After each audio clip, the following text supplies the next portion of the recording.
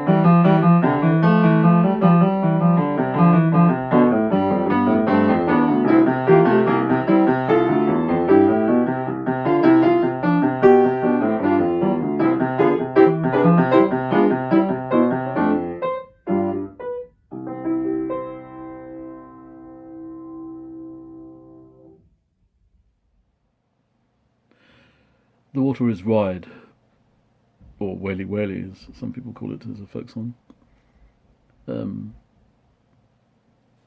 Most likely Scottish, of course, but collected in 1906 by Cecil Sharp, the folk song collector, down there in Somerset. So it travelled quite a way, did it not?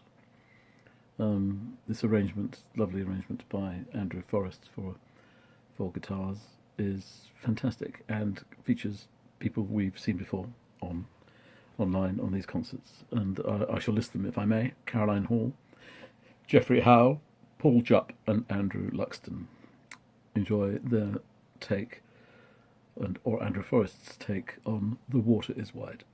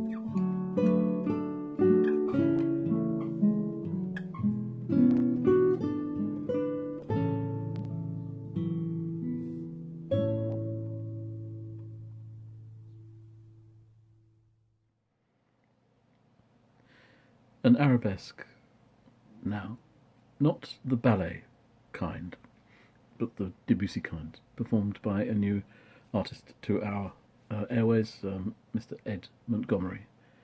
Lovely to greet Ed here, and thank you very much for contributing this wonderful performance. So the arabesque here is not the ballet one. Very often, in CD sleeves, they mention that Debussy may have been influenced by balletic arabesques, but in fact his real source of inspiration were those highly decorated Baroque idioms. This is a youthful work for him. I think he was in his late teens when he wrote this, or at least only 20 or something. But his inspiration then, the arabesques of the wonderful age of the arabesque, he called it, when music was subject to the laws of beauty, inscribed in the movements of nature herself. How about that? Let's enjoy then Ed Montgomery performing Debussy's Arabesque.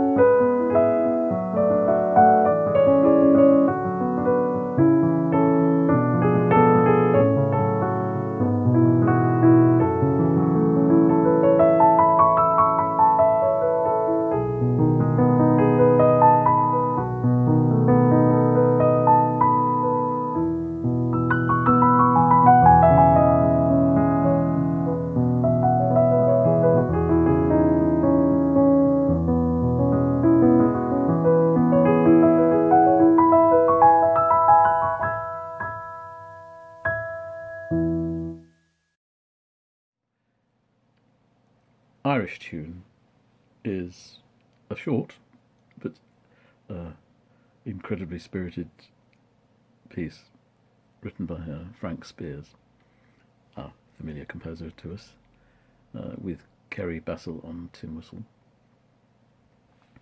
Do you know, I suppose if I tell you the title, the rest is anything I could say would be spurious. So I shall just end by telling you the title, Irish Tune.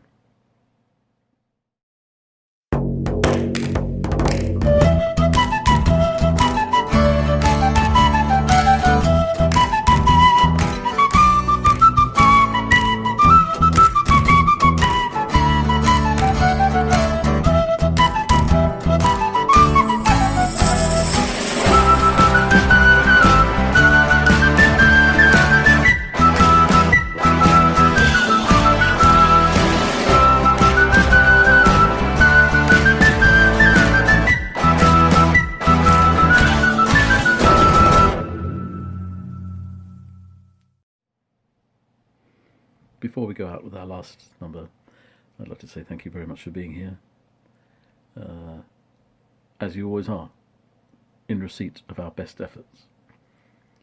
Grateful thanks to all the contributors, my artist friends who give so generously of their creativity and musicianship. Here we go with Kevin Simpson and Sue Williams, with a wonderful version of Tin Roof Blues.